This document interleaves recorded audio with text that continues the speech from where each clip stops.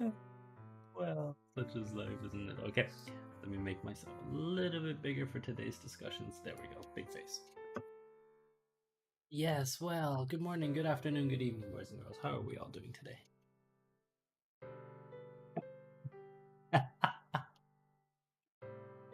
Such is life, isn't it? I think so. I think so. Yes. Well, what more can we do? What more can we say? Actually, I'm not even gonna bother talking about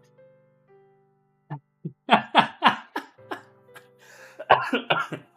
No, no. That's not quite how it goes, but you know, it's fun. It's fun. We will okay. Drop those discussions and let's move on to today's what were you saying? Today's, for lack of a better word, discussions. Yeah, so we're talking about what quasi-philosophical issues. The I think we have the questions ready. Presumably, they picked from a list. The committee picked from a list, right? Right? Tell me you picked from a list. You did good.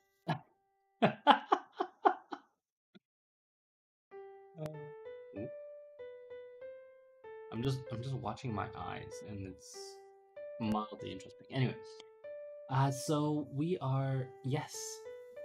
Let's have those questions. No, it's a nice day. You might as well enjoy it. Yeah, that's right. Go out for a walk. You know, turn the stream off. No, don't turn the stream off. Put in some earphones. You know, go out for a walk. Listen, because I'm actually not going to do anything besides type some stuff that I write. Right. So these actually do make kind of perfect podcasts. Anyway, first question, please.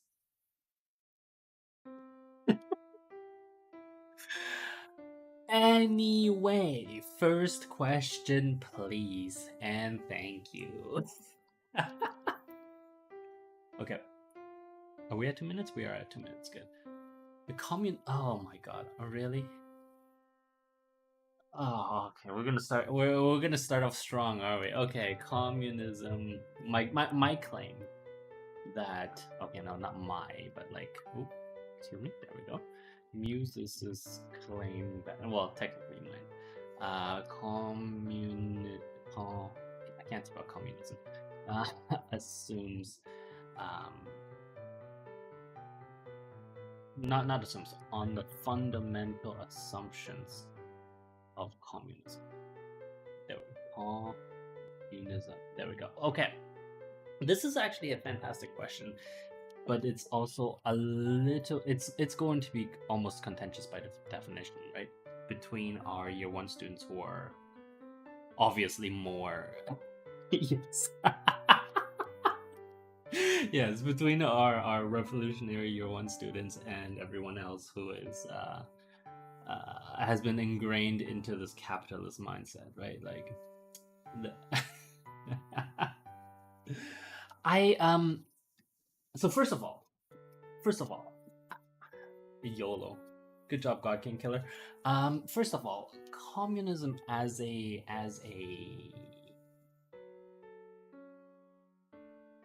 organized I want to say organized religion, but we'll get to that in a little bit. But communism as a thought, obviously a little bit of background, grew out of the Industrial Revolution and the rampant free-for-all capitalism that we saw at the end of the 19th century, or around the 19th century, right? Like, essentially, the Industrial Revolution really turbocharged the amount of money that people could make via running a company, and because there were no social safety nets in place, those who were not able to be at the top, were trampled on simply because they were taken advantage of, right? I think yeah, something happened in the face. That's fine. It's back in a second. Get me below. Oh, that's not worked. Okay, I need to do it this the other way, which is click that button. There we go. Excellent. So arose out of uncontrolled capitalism. Controlled capitalism. Which is fine, right? Like well, okay, I say which is fine a lot, but what I actually mean is that it arose out of the exploitation of the working class, and so therefore it makes perfect sense, right? It makes perfect sense for communism to exist at the height of the Industrial Revolution. I think there is no argument there, right? It really does make a lot of sense for communism to exist at that particular point. In this modern age, well, actually, hold that thought. Let me make one more point.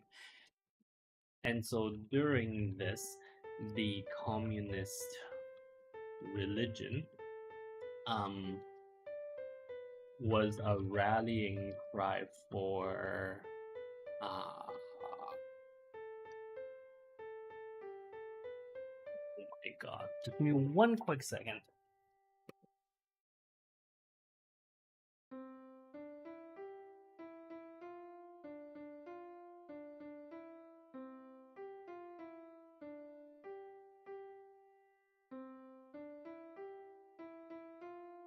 Yes, I realized something happened to my face again. Don't worry about it. No, I just had to deal with something real quick. Uh yes. Oh, you think? No? Hello?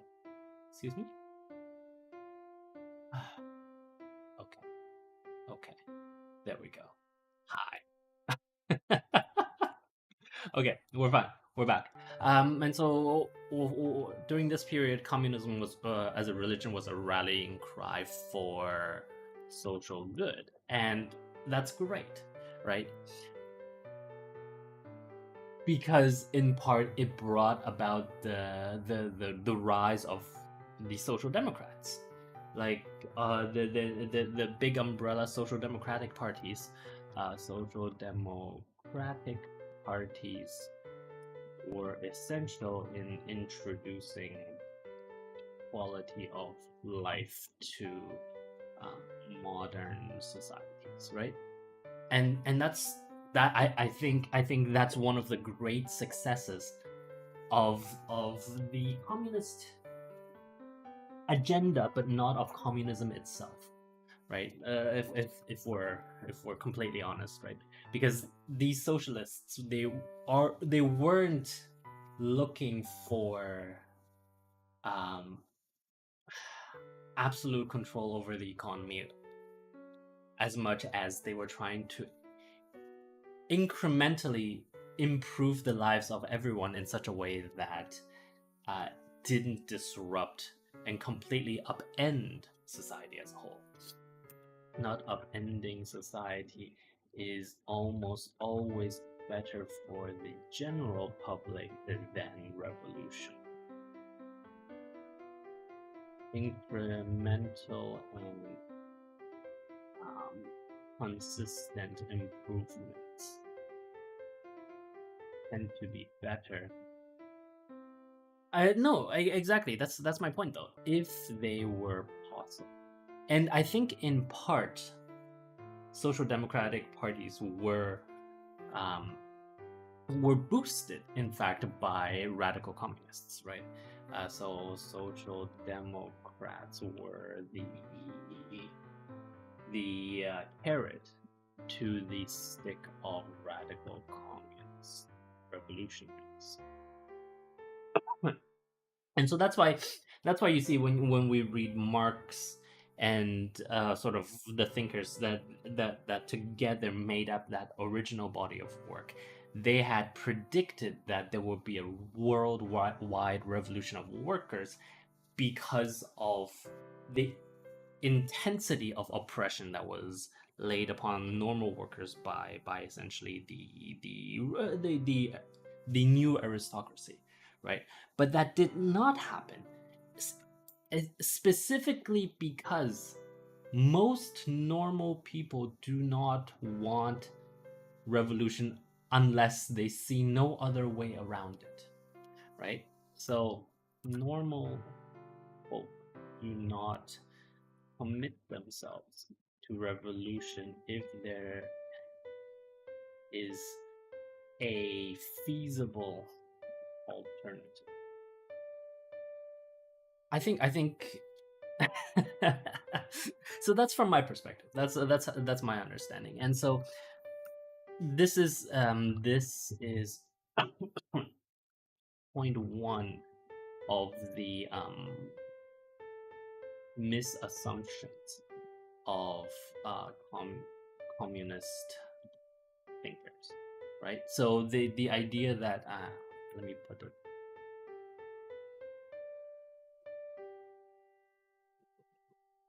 social democratic parties, where is that, blah blah blah, and maybe I should do this misassumption two, blum blum. This misassumption one, um that workers would rise up uh, across the world, right? Let's remember that actually the way that Marx and Engels wrote, well, mostly Marx wrote, was with the assumption that the revolution would happen in industrialized countries, right? And really, the only true revolutions that I would argue that properly succeeded were not in completely industrialized countries. They were in Russia and in communist China, right? And so it's no.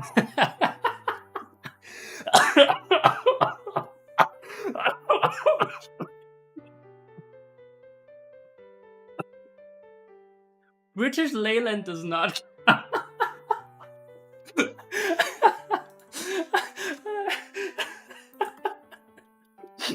12 minutes.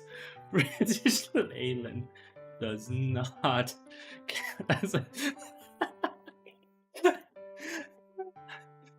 Oh my god, can you imagine? Oh, oh my, I can't believe that. Please do not ever say that again.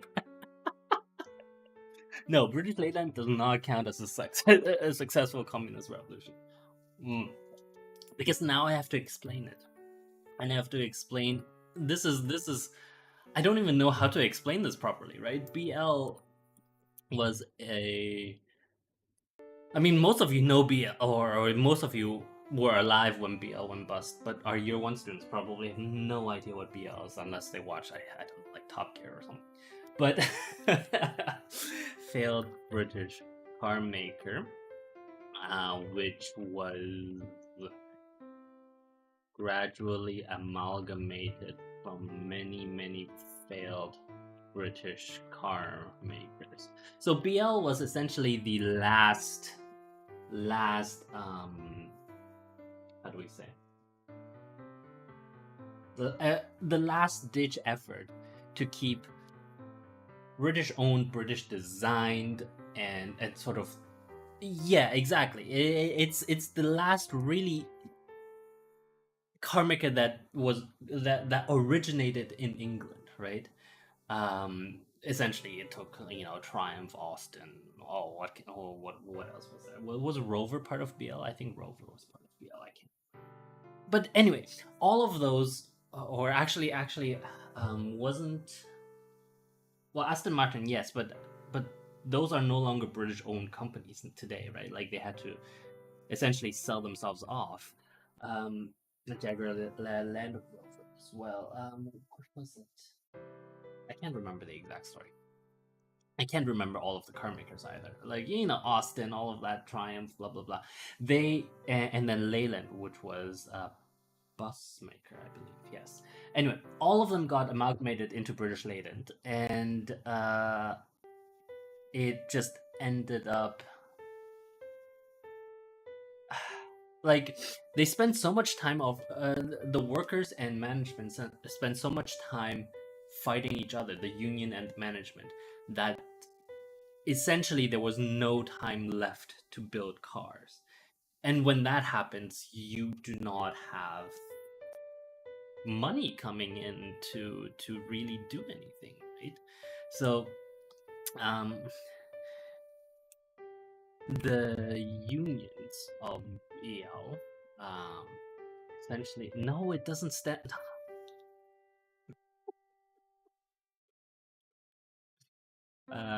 Okay, as an aside, BL does not, in this case, stand for a boil, which is actually that's a very weeb thing to say because I don't think that's a term that exists in English per se. So it uh, who asked that question? I need to figure it out because if it were one, I'm thinking of one particular year one student that might be asking this. Yes, oh, it is her. Okay, yeah, okay, that makes sense. The unions of BL essentially paralyzed uh, the ability. Well, okay, let's not say the unions. The unions and management paralyzed the ability for the company to make cars, and thus and thus created a downward spiral that destroyed it. And so why did our original viewer claim that it was a communist revolution? Because it was because of the strength of the unions. The strength of the unions were akin to industrial action in the late 80s and early 1900s, right? So yeah, essentially, at the strength of the unions that that that essentially paralyzed the strength of union versus management that paralyzed BL was essentially a replay of what it was like before World War II, where the unions really gained traction after the Great Depression and paralyzed, the ability for people to get anything done. And so obviously we were left with the Allegro and the destruction of BL. Yeah, anyway, so we haven't actually got to the point, the actual question yet, which was um my original misassumption that I claimed that communists misassumed, which was that they assumed that humanity is perfect in terms of spirit, right? Underlying assumption that humanity would that no no that each individual human would have the ability to um, see the bigger picture and contribute to the bigger picture. And I don't think that is true, right? Like this is me personally speaking now. I evolutionary biology tells me that this cannot be true. How do I explain this?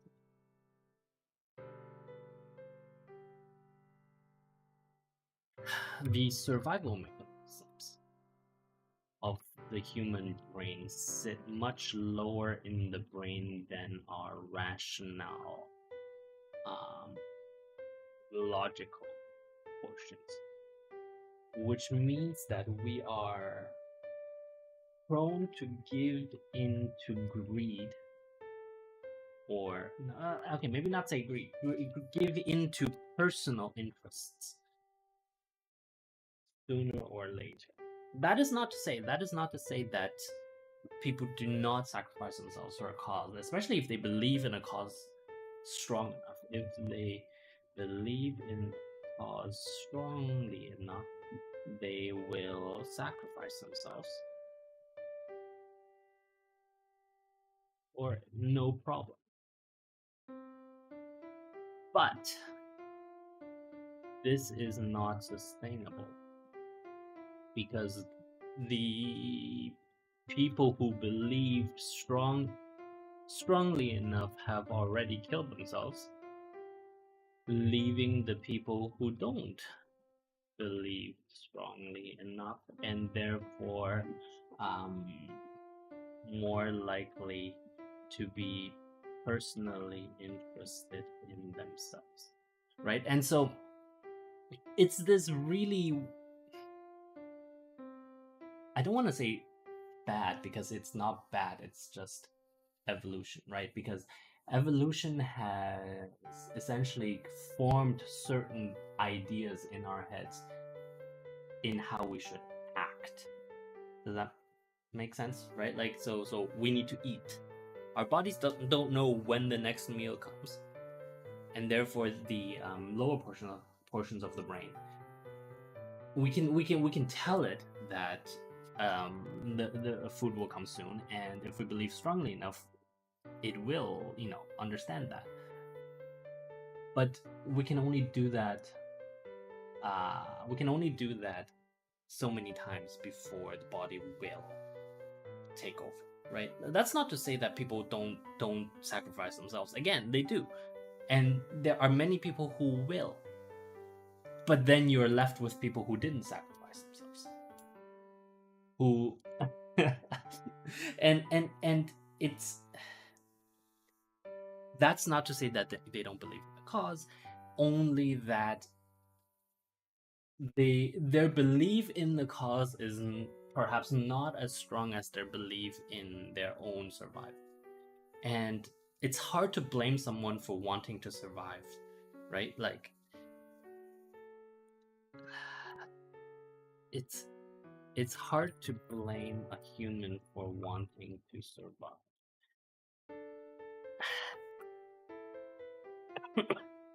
Well, that's exactly it, right? That's exactly it. Because there are enough people that are interested in their own personal interests, that put their own personal interests above everything else. That's why you get factionalism. Even in successful communist takeovers, factionalism is one of the biggest, shall we say, sins reached by the people, right? Like remember Stalin. Well, I mean, none of us have actually met Stalin, but the the point is, both Stalin. Okay, I shouldn't use Stalin. I should say even pre-Stalin, or no. Mm, Stalin, both Stalin and Mao rose out of a factionalist infighting that threatened to consume the communist movements of their respective countries. Less so for, I'm not sure if it's less so for Stalin, but definitely for Mao, because Mao took over at a very difficult time. Right, there was a lot of factionalism within the Chinese Communist Party pre Japan's invasion in what 1936, 1937, right? So, um, well, I mean, even before then, but still, the point is, the Communist Party formed, Chinese Communist Party formed in 1921, and it was for the first decade of its life, or about a decade, consumed with factionalism of people vying against each other for power within this growing religion, right? And that threatened to tear it apart until Mao stepped in and sort of, both killed most of his competitors and and really cemented the loyalties of really quite essential people like Zhou Enlai, right? So it's very how do we say,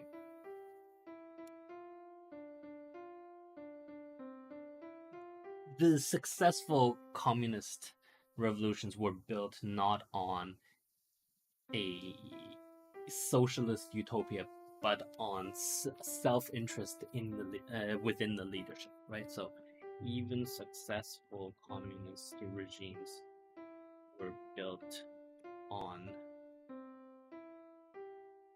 built on the success of its leadership to focus on its own interests. Oh, hello. If you need real, free, and high quality service to increase your viewers. See, I, I'm already so nobody will know this when no, we're not even gonna bother talking. Um, yeah, so we're gonna just talk about this for the rest of the stream. If you guys are bored, you can move on. Anyway, so the assumption that for each or no, let's say from each according to need to each no okay, to each according to need from each according to ability. That's paraphrasing. Um, is fundamentally flawed, right? It simply does not work because it is there is always that kernel of self-interest that evolutionary biology has put into our brains, and it's self-contradictory because the people who are willing to sacrifice themselves have already sacrificed themselves again, right, like we've talked about it before. um Early, I can't remember what time this line was said, but essentially the people who have sacrificed themselves are now out of the running, and so they are no longer able to continue their self-sacrifice because they're already dead. And the people who are willing to sacrifice themselves and do not die are also out of the running because they tend to not fight for top leadership positions, right? The top leadership positions in these organizations depend still on self promotion and self interest, and that is fundamentally at odds with self sacrifice, right? Anyone, like we hear political leaders all across the world saying, one does not choose to be put in a position of great power, but if one's friends and family and one's coworkers uh, ask one to do so, blah blah blah blah blah blah, right? Like that's a fairly standard line for most politicians, and that's like obviously complete bullshit, right? it just it doesn't work that way because you can only have gotten to a point where everyone will push you to be a leader if you were self-interested enough and self-promoting enough that everyone knows that you're a leader, right? um One can only be in a position to be proposed posed for leadership if one has already done enough self promotion and dogged self interest to be in such to have such opportunity, right? Like it'd be like saying okay, it'd be like saying uh the let's say the Democratic Party knocked on my door tomorrow and asked me to run for president, right? Like knocked on Muses' door and asked to run for president. It's simply impossible. That's and the only way that the Democratic Party would do that is if I had spent the past decade promoting myself and the working you work hard, yes, but you also at the same time you have to okay, Democratic slash Republican, yes, parties. It's simply impossible. It doesn't work like that, right? Like I would have had to been working in that particular society for long enough and determinedly enough, and have made enough connections and met enough people. Yes, mm, I would have needed to make enough connections, met enough people, put out enough policy papers, looked, electable to lots of people, and that and this is all self promotion and self interest, right? Like politics, politics. How do I say that? It's hard for politics to be a meritocracy because it depends on the views of so many people who have such divergent interests, right? And so that's why it's mostly about self promotion, unfortunately, right? And so the second fundamental misassumption is that all humans would look at the bigger picture and just do their best for the bigger picture with no thought of their own personal interests. But that's simply not how we work as people, right? Does that kind of answer the question? This is my opinion of it. I don't. Okay, let me add this to the very top. This is my opinion on the subject, and I don't. Uh, I I say it not. I say it with no intention of trying to convince others. Okay, good.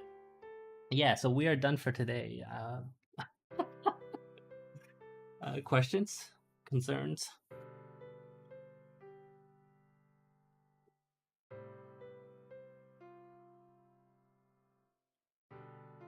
I don't. That's. I think capitalism and democracy, at least, capitalism. So this would be a difference, a comparison between capitalism and socialism and communism versus democracy, right? Let's be very clear about that. Socialism is the economic um, methodology. Communism is the political entity. So a comparison solely of socialism versus capitalism, I am of the opinion that capitalism really uh, it it reflects the nature of humanity, whereas socialism does not.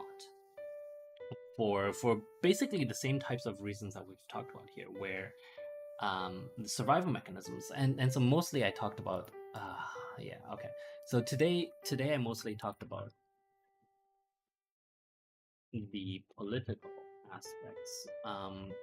In the future, we can talk about the purely economical socialism versus capitalism,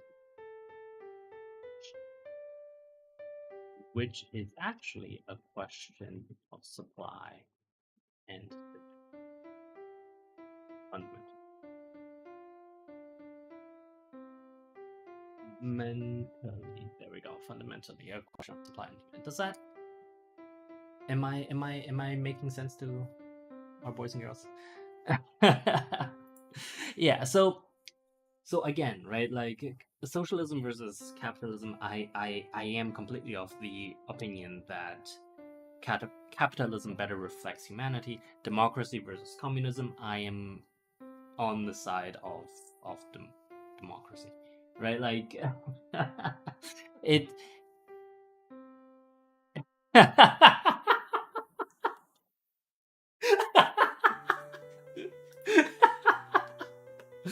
Uh, okay, okay, one second. I will note this down because it's actually really funny. If you are, what time are we? We are at 35 minutes. Okay. If you are on the side of democracy, why do you run your community like a dictator? Um, because you lot don't deserve to have voice in the community.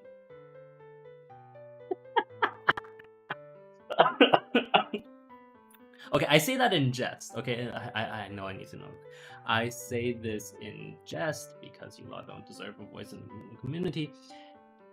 And if you look at how I run the community, it is certainly not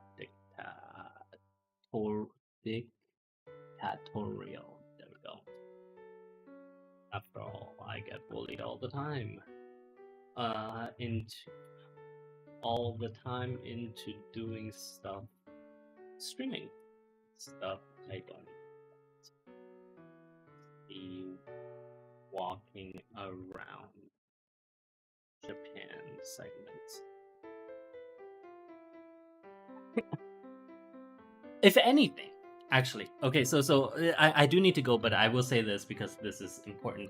If anything, our community is actually unbridled democracy via the Supreme Court's Citizens United decision. Remember, even originally when we set up the corporations, that is what I was talking about. That we were essentially going to abuse the Supreme Court's unlimited money to use in voting to promote self-interest, right? So let's be very clear. I am not a dictator. You guys are just being mean. Anyway, we are done for today. We've already gone so much above what we originally wanted to talk about. So thank you very much for watching. In conclusion, please download Firefox. And don't do Chrome. Thank you very, very much for, I don't know, listening, I guess. Okay, we'll talk about that afterwards, okay? We'll talk about that afterwards. Thank you, and bye now. Yes, bye. Oops.